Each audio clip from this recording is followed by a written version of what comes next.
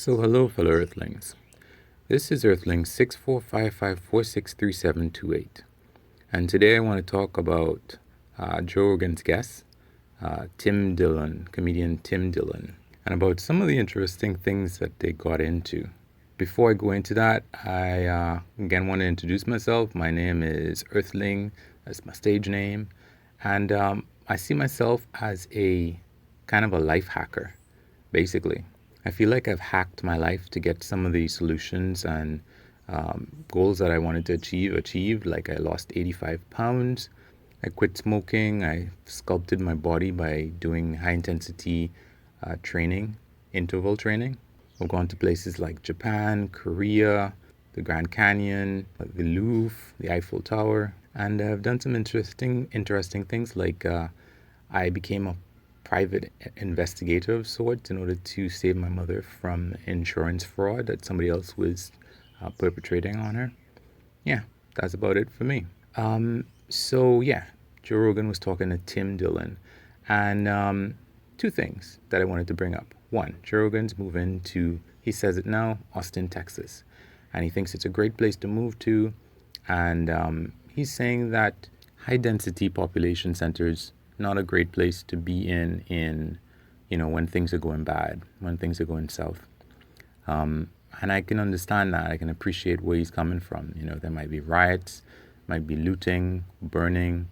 There's a lot of people there, and people can become threats when they have problems. They say that every city has about 3 days worth of food, and people are like 3 days or 2 weeks away from anarchy or civilization at any given time. So I can understand the concern. If you're out in the wilderness, you're not going to really encounter other people who are probably going to be trying to steal whatever resources you have. Hopefully you would have saved up a lot. And I don't think that Austin is such a city in terms of being like, remote. But he thinks it's better than LA would be, where he lives now. And I kind of disagree with that, Joe. I think that is incorrect. There's something that, a friend of mine told me a long time ago.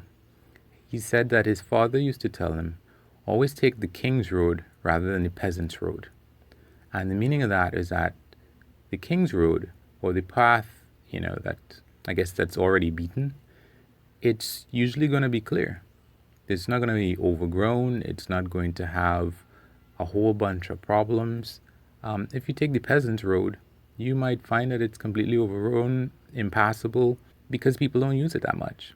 And I think that is a similar thing that would happen if you try to save yourself by going to a less populous location. Unfortunately, all of the infrastructure is geared towards getting everything to cities, whether it's high-speed internet, whether it is cell phone service, whether it's food, whether it's antibiotics. Everything has to get to the cities. And that's why a lot of people live there.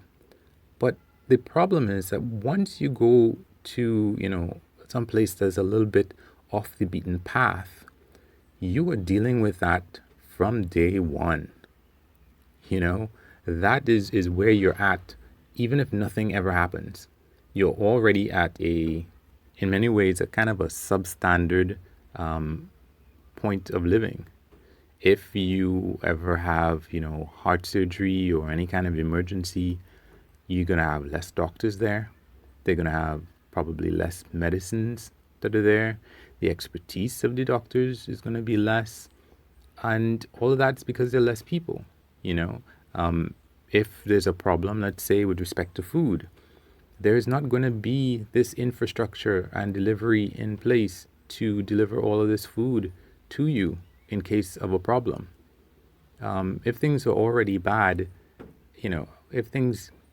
when things are good, you're already going to have problems. When things get worse, you're going to have bigger problems. I mean, you can learn to live off of the land, I suppose, but then you're going to have the life expectancy of somebody who is living off of the land. You're going to have less of these advances that we've grown to get used to. we have gotten used to and take advantage of in order to have a higher standard of living. Hopefully, in many instances, we are capable of having a higher standard of living. Maybe some of us don't. Maybe we overeat. Maybe we smoke, we drink, we do whatever. But everything's in place for us to have a higher standard of living. That's not going to be the case the more you try to remove yourself from high density population centers. So I understand where you're coming from, Joe, but no. Then, of course, Joe was still talking about his meat diet. And as I've said in another video, no properly trained nutritionist or doctor is ever going to tell you that that is a good idea for a human being to be on all meat. I know there's the Atkins diet. I know there's all these different things, but no. As if you want to see what a human being is really, what we were adapted to, you look at our teeth. You don't see any canines. We are not carnivores. We are not set up to be existing primarily on meat. We're going to have higher instances of stroke, and maybe heart disease, hypertension, cancers. There's a lot of problems that come with eating a lot of meat. I know that Joe likes his supplements, and that's great, but I don't think that that's going to really save him from the deleterious effects of just being on a meat diet. I realized that I didn't really talk too much about Tim Dillion here yet, but this guy's a funny guy. And I don't know if it's partly because I listened to his video at double speed, but I listened to lots of people's videos at double speed, and this guy just had it coming, pack. I mean, he was joking about his mother, about how basically they were trying to get rid of her with COVID, and she's like, oh no, I'm healthy, and he's like, why don't you just die? And I thought that was pretty funny. He mentioned the fact that he's kind of like a nihilist. He's like, at one point Joe was like, you're my liberal friend who wants guns now. And he was like, no, I'm not your liberal friend. I'm like your friend who doesn't care. Your friend who just, it's almost the end of the world. I mean, at one point he was even joking about, we need a war. We need a war with China. And then Joe was like, what? A war? It's like, okay, maybe not a hot war. Maybe we can do a cold war. We need a false flag. We need something to get us off of everything that we're thinking about right now and go more to the top. And I just thought that I didn't laugh out loud at any one of those things, but each one of the things that he came up with, I thought was pretty funny. Altogether, it was, I was more than happy to go all the way to the end of this because this guy seemed to know so many different things that he had Jamie pull up on the screen, that I had not heard about before. And some of them he was just outright joking about them, like, they weren't real or something. But a lot of other things were just so funny. Anyway, the next crazy thing that Joe brought up was whole raw milk. He thinks that raw milk is great and that our bodies don't know what to do with pasteurized milk. So when he drinks raw milk, he feels great.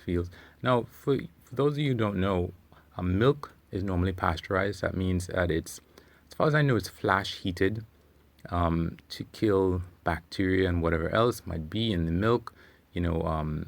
Cows might have infected udders, or the the machinery might get contaminated or something.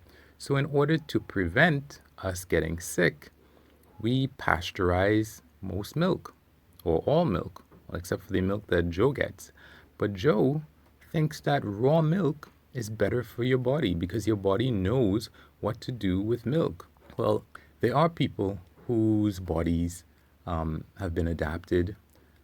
Most Caucasian people, I think, their bodies have adapted to using milk, meaning that the enzyme that you use to break down milk, everybody has it as a kid, but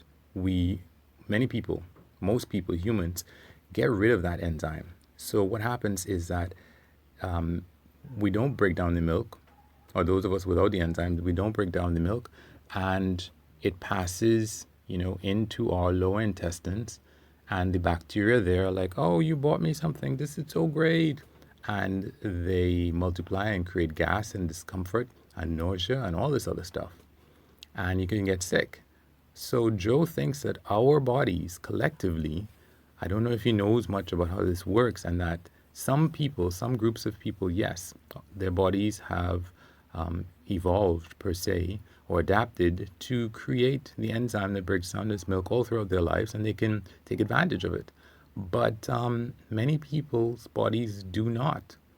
So the idea that we are adapted and we are, our bodies know what to do with milk that was not, the bacteria in it were not killed, he's a crazy. He's sounding a bit like, these anti-vax people with this kind of craziness. And I hope that he doesn't get as much of this milk as he likes, that he says only lasts 2 days, because he's going to kill himself with that. Normally, they test milk when they haul it in. I've been to some of these places where they collect milk, like milk companies.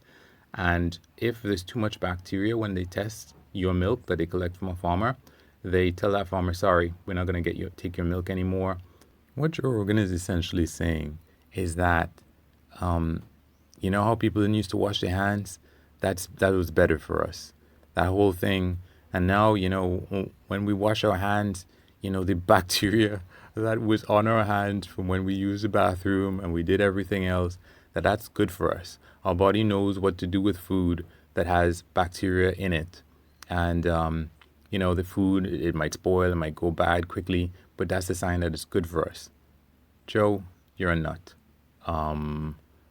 Sometimes you're just so great, and sometimes you're just so daft. Anyway, guys, you can wish me luck.